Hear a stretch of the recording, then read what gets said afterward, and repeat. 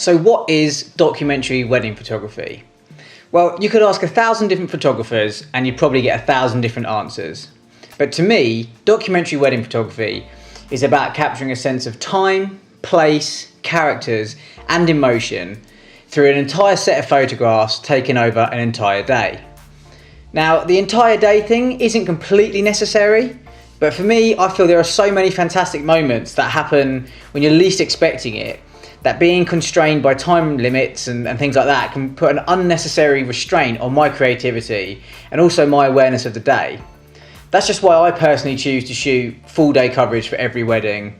And that's not to say that any other way is wrong, that's just my personal preference. So there's a lot more to documentary photography than just capturing photos of people when they're not looking at the camera. Building interesting frames packed full of individual elements that add context to each couple's story is what I really love to do. Now, these sort of frames aren't easy to get and they often rely on everything coming together just as you envisioned it. And as with any kind of good photo, a small amount of luck. Emotion is key to great documentary photographs. When I look at my favourite photographers' work, people like Alex Webb, Harry Groye, Elliot Erwitt, it's often photographs that have captured a sense of emotion that stand out to be my favourite. Now, emotion doesn't have to be sadness. It can of course be happy, humorous, excitement, trepidation, any kind of raw emotion. And on a wedding day, we get to see all of these emotions. And it's our job to try and capture them in the most honest way we can.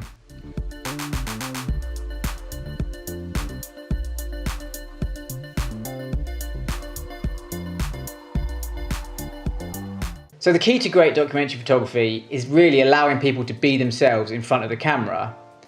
Being able to put someone at ease within a very short amount of time is a fantastic trait to have as a photographer. People behave differently when they've got a camera pointed at them. That's just a fact of life. But if you can seamlessly blend into a wedding, the fact that you're pointing cameras at people will soon be something that comes out of their mind pretty quickly, and they'll learn to ignore it. This ability to blend in is really important when you're trying to capture a sense of story and make the viewer feel like they're really part of the action. Getting in close is such a key part of my style and something that I think is really important if you're trying to step up your documentary game. This kind of relates back to what I was saying about allowing people to be themselves in front of the camera. If you can get in close whilst making people comfortable enough that they're being themselves, then you're really onto a winner. This is something that I sort of strive to perfect at every single wedding that I'm photographing. One important aspect of being a photographer of any kind is to inject your own vision and style into your photographs. If you put 10 of the best wedding photographers in the world in a room to capture exactly the same scene, not together but separately, the chances of them getting the same images are very, very slim. As creatives, we project so much of our own personalities into our work. This is the thing that separates us as photographers.